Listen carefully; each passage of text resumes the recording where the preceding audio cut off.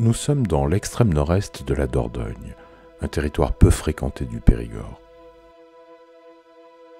Ici, loin du tumulte quelque peu assommant d'autres parties du département, l'on peut parcourir de multiples façons un paysage apaisant. Avant de se pencher sur les atouts touristiques, il est impossible de ne pas retourner un instant dans le passé.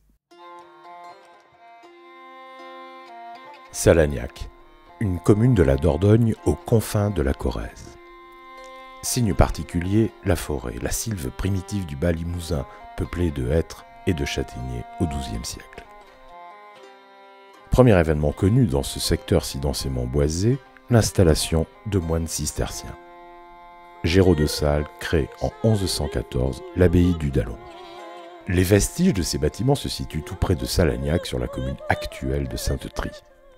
Quelques années plus tard, plusieurs milites fiefés s'installent au sein de la forêt et dérobent quelques arpents de son sol afin d'y ériger leurs repères. C'est le cas des Bornes à Bellegarde. Bertrand, né en 1140 dans l'actuelle maison forestière, qui était un château à l'époque, est conjointement seigneur d'Hautefort avec son cousin Constantin. Bertrand est un troubadour réputé, mais aussi un politique qui a beaucoup d'influence pendant cette époque trouble de la royauté auprès des monarques eux-mêmes. Ainsi est-il remarqué par Aliénor d'Aquitaine, épouse d'Henri II Plantagenet, roi d'Angleterre. Elle apprécie ses qualités, bon musicien, poète merveilleux et guerrier hors pair.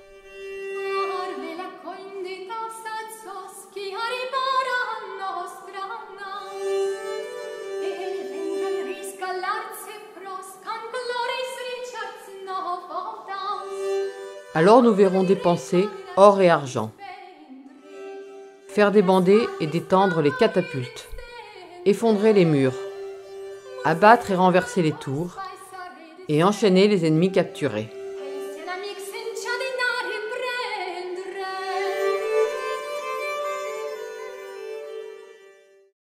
Mais Bertrand de Born, au-delà de sa réputation d'homme riche et généreux avec la population d'Hautefort, est en réalité un roublard et un semeur de discorde.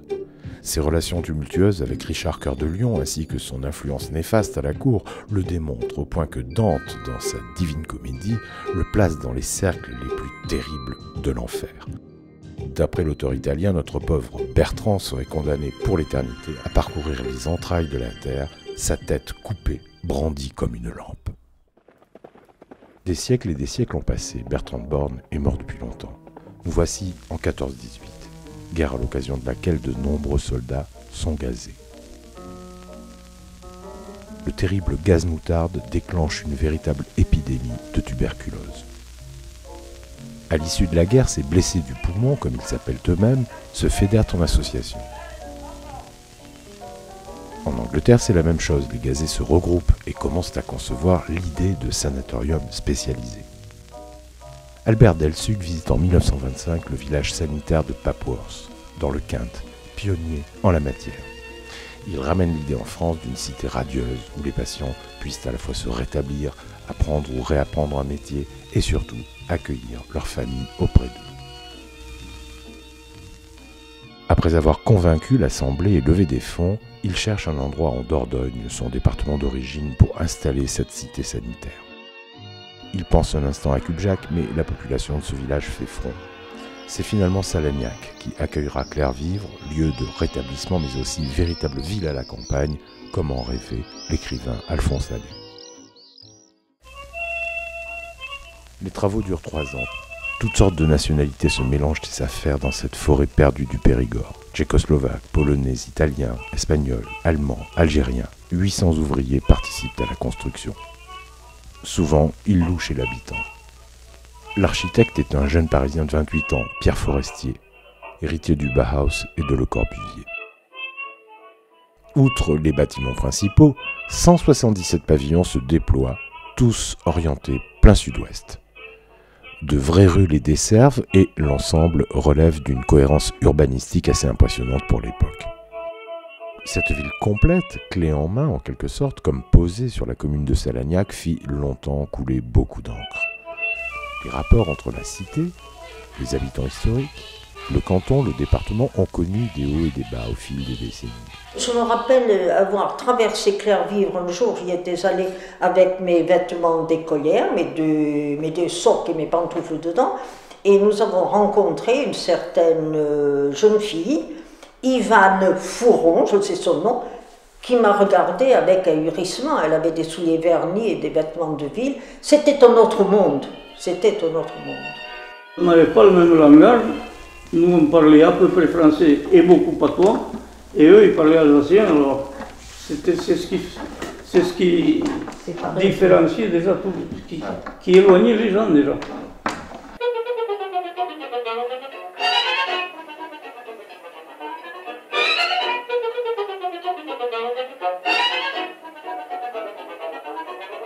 Ça m'a même arrangé, qui est Clairvivre, à certains points de vue, parce qu'après j'étais au lycée à Xideuil, mes parents n'avaient pas d'auto, et comme il y avait Clairvivre, il y a eu un car qui a fait le va-et-vient, et j'étais contente de prendre le car, parce qu'au début c'était un taxi qui faisait le tour, parce que mes parents n'avaient pas de moyens de commotion.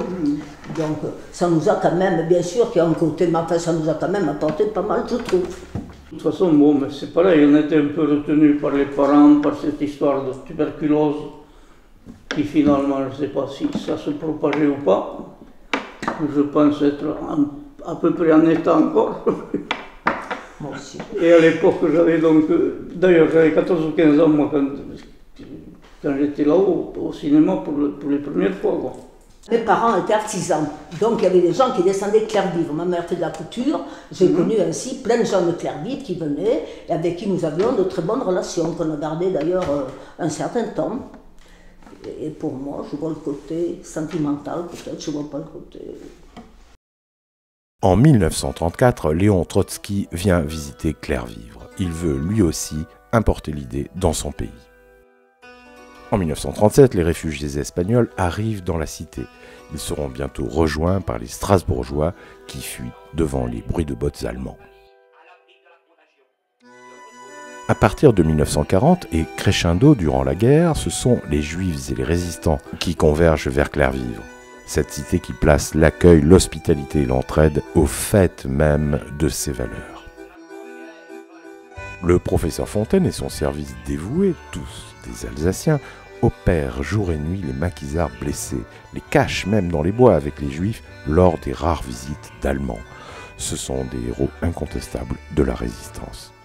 Anecdote assez cocasse, en 1940, Irène et Frédéric Joliot-Curie viennent dans le plus grand secret à Clairvivre cacher un stock de lourdes pour que celui-ci ne tombe pas aux mains des ennemis.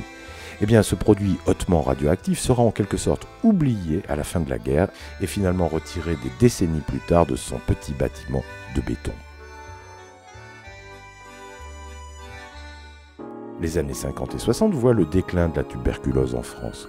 Clairvivre va progressivement devenir un centre de réadaptation pour les handicapés moteurs et mentaux. C'est toujours aujourd'hui la vocation unique de ce grand établissement. Des pensionnaires viennent ici pour quelques semaines, quelques mois, quelques années, soit pour se reconstruire après un accident du travail et le cas échéant apprendre un nouveau métier, soit pour s'autonomiser progressivement dans le cas des handicapés mentaux. Toutes sortes de formations qualifiantes sont proposées. Horticulture, une des branches les plus importantes, mais aussi serrurerie, lunetterie, travail du bois, etc. Tous les habitants de Clairvivre, personnels ou pensionnaires, qu'on appelle les clairvivants, bénéficient, pour eux et leurs enfants, de multiples ressources. Bibliothèque, aire de jeu, terrain de tennis et boulodrome, véritable salle de cinéma et, c'est très important, desserte de Brive et de Périgueux par autocar régulier. La population locale ainsi que les touristes disposent de nombreux commerces et services.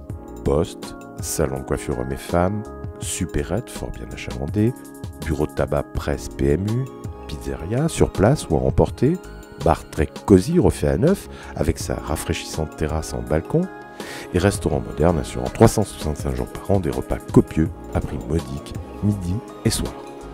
À noter également la présence bien pratique d'une station-service et d'un garage. Dans la plus pure tradition de Clairvivre, on produit sur place de nombreux fruits et légumes. Ceux-ci sont ensuite vendus dans les marchés environnants, mais aussi dans ce petit point de vente à l'entrée de la cité. Une ferme gérée comme une entreprise élève entre autres des canards et des cochons, dits cul noirs, ayant obtenu des prix au Salon de l'Agriculture.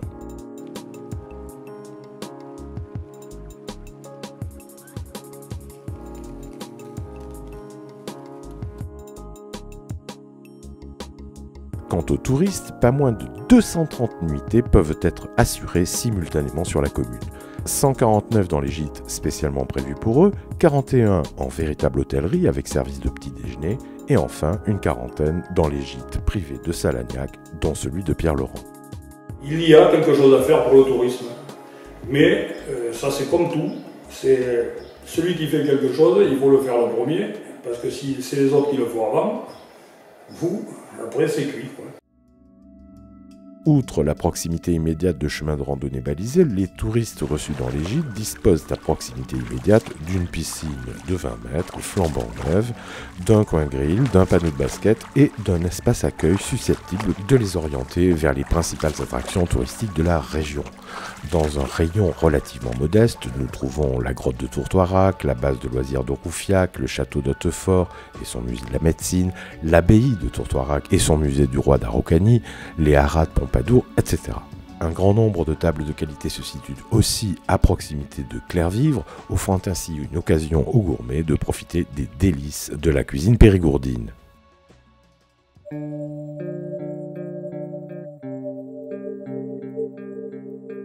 Sur la commune, de nombreuses ressources sportives sont présentes, comme nous l'avons dit. À noter, en sus, un centre équestre, muni d'un manège, sur la zone même de Clairvivre. Ouvert toute l'année, il propose des promenades et des initiations, mais aussi du dressage, de la voltige, etc. Ce centre équestre est, de plus, habilité à faire pratiquer l'équitation aux handicapés de toute nature.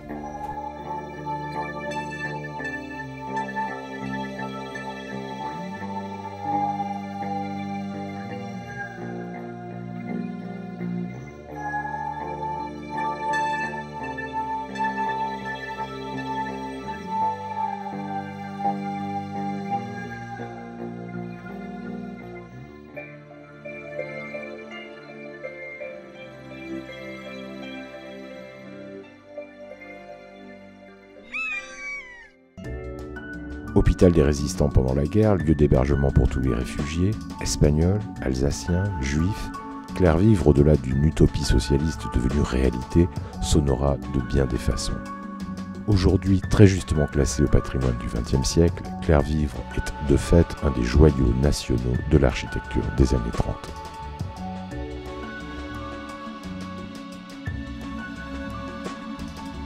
Quant au bourg historique de Salagnac, il est toujours bien là, enraciné dans ses terres et son histoire.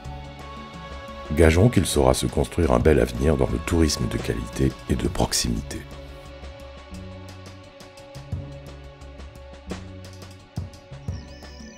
Pour conclure, laissons le dernier mot à Hervé Bruno, l'auteur de Clairvivre aux éditions du Festin. Rien ne manque à Clairvivre la méconnue pour aborder le nouveau millénaire dans la peau d'une référence touristique à la hauteur de ses illustres voisins périgordins.